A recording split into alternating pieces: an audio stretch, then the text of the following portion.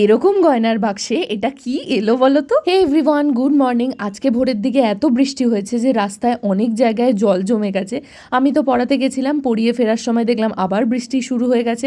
আর এখন কিছুদিন খুব চাপ চলছে, কারণ আমার স্টুডেন্টদের পরীক্ষা চলছে, তাই এসেই তাদের কোয়েশ্চেন আনসার রেডি করা আমি স্টার্ট করে দিয়েছিলাম। এই সমস্ত কাজ কমপ্লিট করার পরই চলে এলো একটা পার্সেল। এই পার্সেলটা খুব স্পেশাল একটা পার্সেল, আর এই পার্সেলটা নিয়ে আমি কতটা এক্সাইটেড ছিলাম সেটা আমার মুখ দেখেই বুঝতে পারছো।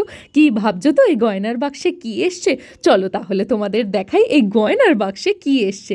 এই গয়নার বাক্সে রয়েছে একটা বই। বইটা হলো লীলা মজুমদারের লেখা প্রদীপিসির বর্মী বাক্স।